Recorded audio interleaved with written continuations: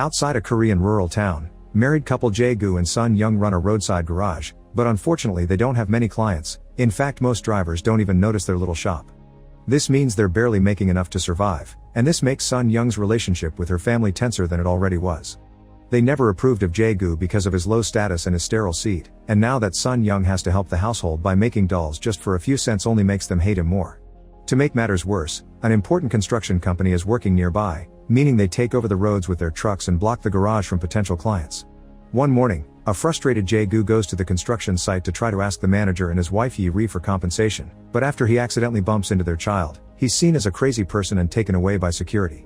Jae-gu ends up in the police station, where they are used to seeing him brought over for all the scenes he's always causing, and an officer reminds Jae-gu this is what he gets for not wanting to join the local shop association because their members did get compensation.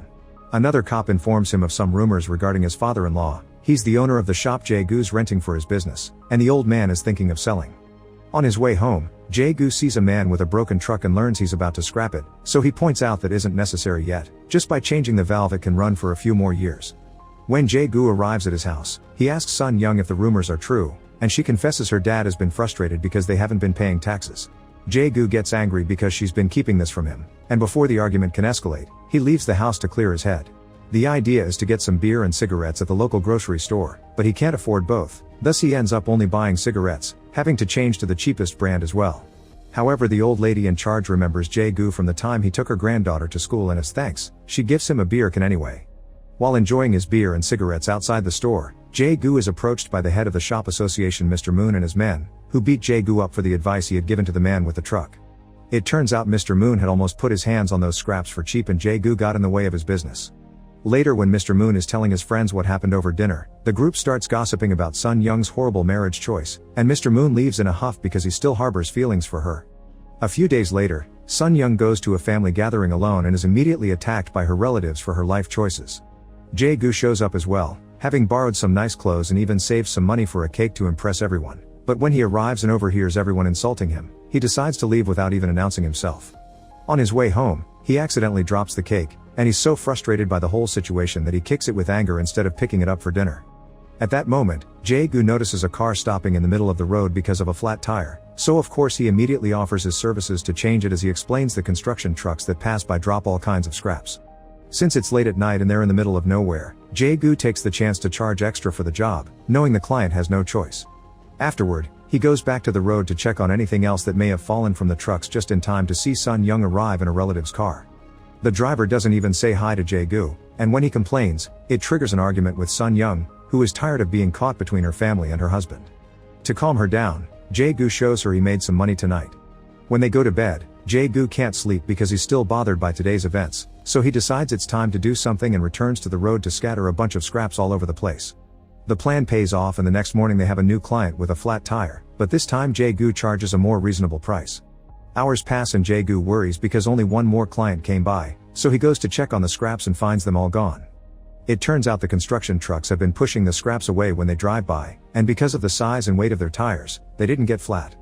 Not ready to give up yet, Jae-gu stays up late making more pointy scraps that he scatters on the road again, and this time he's discovered by Sun Young, who disapproves of the idea.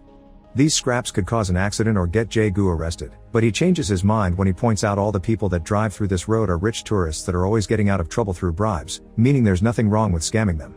As a final touch on his argument, Jae-gu also mentions wanting to save money to buy the shop from his father-in-law. Sun Young's initial skepticism slowly melts as days pass and she sees the money this idea brings in, finally allowing them to buy better food. One morning, Yi-ri's car is the latest victim of a flat tire, and while Jae-gu does his job, Sun Young offers her a drink and conversation to keep her happy and paying. However, Yi-ri is incredibly condescending towards them because of their social status, and when she hears Sun Young only makes 5 cents for every 10 dolls, she buys one for $10 out of pity. Feeling insulted at the fact she's being treated like a charity case, Sun Young finally goes all out and helps Jae-gu make an argument for why he needs to charge Yi-ri so much money just for a tire replacement.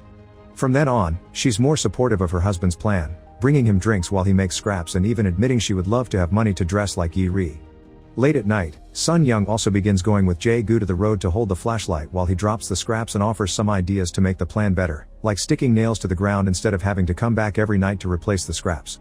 One evening, they're found by a police officer that wonders what they're doing on the road at this hour, But they manage to quickly get him off their backs by pointing out he's using the police car for personal matters, judging by the fact he isn't wearing his uniform and there's a girl with him.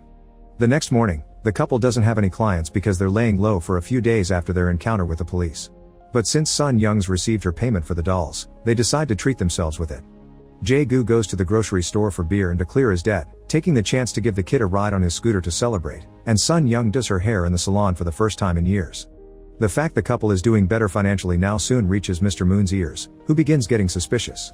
When night falls, Jae-gu and Sun Young return to the road with a drill and stick their first nail in the pavement. The new plan works, and soon Jae-gu tells Sun Young she can buy as many dresses as she wants, but he won't be spending much because he wants to concentrate on buying the shop. Meanwhile, Yi-ri discovers her kid has been kidnapped. When the police ask her about anyone that may have a grudge against her, she comes across the doll she bought from Sun Young and accuses the couple of being scammers. The police chief doesn't think he has enough evidence to arrest them, but things take a quick turn when one of the officers shares the fact he saw the couple behaving suspiciously on the road the other night. In just a few hours, the cops find Jae-gu and arrest him, but not Sun Young, since they've heard about him making a scene on the construction site and bumping against the child, making him the prime suspect. While Jae-gu is interrogated at the station, the police search the shop, and Sun Young's dad has to be there as the owner. Instead of being helpful and supportive of his daughter though, he keeps insulting Jae-gu and telling Sun Young that she's reaping what she's sown. At the end of the day, there's no evidence to be found anywhere and Jae-gu is released without charges. The police chief drives him home as an apology, but while at first he shows an understanding of his situation, soon he's telling Jae-gu to stand up for himself and to stop bringing his men trouble. The following morning, Jae-gu gets his tools ready to go back to the road since they've been losing money while he was away. Sun Young worries about her husband and the possibility of being found out, but she can't convince him to take a break. In the meantime, Mr. Moon is still convinced that Jae-gu is hiding something, and since the police can't do anything without proof, he agrees with his brother the cop to take turns keeping an eye on the garage couple. The next time Sun Young goes to the road to stick a nail in it, Mr. Moon sees her and finds the nail after she's gone, so now he has to think of a way to use this information in his favor. Now that the nails are out again, business picks up once more and the garage couple can afford to eat out, so they don't hesitate to treat themselves. One afternoon, an elderly couple gets a flat tire on their way to the hospital and asks Jae-gu for a discount, but he still charges them the full price.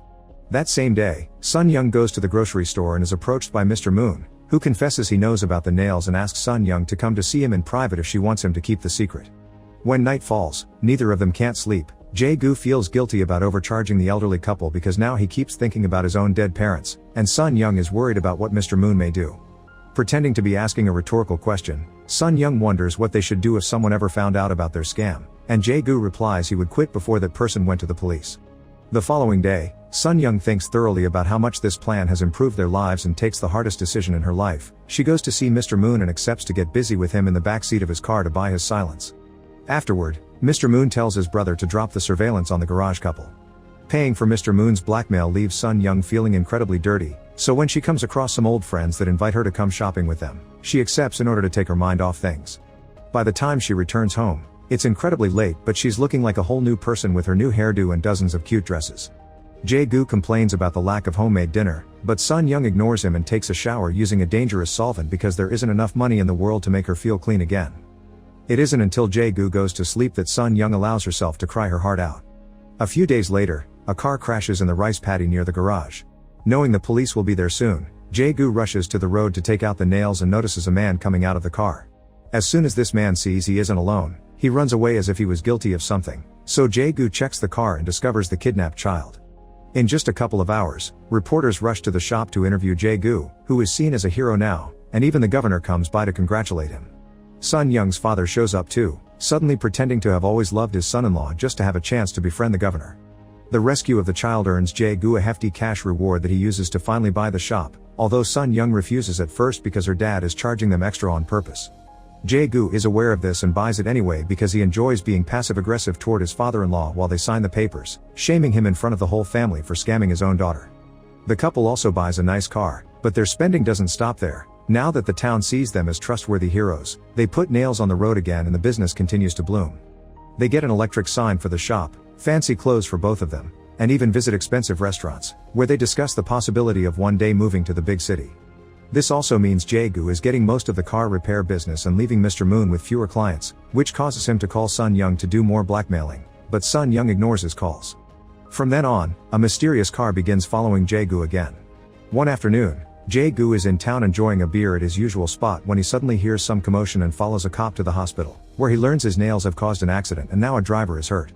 While Jae-gu tries to deal with his guilt outside the hospital, Mr. Moon finds him and tells him to go away before he tells everyone that this is his fault. Startled, Jae-gu gets in his car to go home and cries when he remembers Sun Young's supposedly rhetorical question, which means she's always known about Mr. Moon. Speaking of Sun Young, she's in the middle of the road adding more nails, causing Jae-gu to finally have a breakdown and drag her home, where he tries to find the money she's been saving to burn it off. Crying, Sun Young tries to stop him and has no choice but to confess what she had to do to keep Mr. Moon quiet. Since what it's done is done, Sun Young would rather enjoy the money instead of letting her sacrifice be in vain. Overwhelmed with guilt and pain, Jae-gu rushes to the road to take off the nails, but they've done their job well and they're impossible to move, not to mention the sheer amount of them. The next morning, while Sun Young continues to enjoy her new dresses and makeup, Jae-gu borrows a truck to drive it down the road, hoping its weight will bend the nails once and for all. Make sure to subscribe and turn on notifications so you can watch more videos like this. Thanks for watching.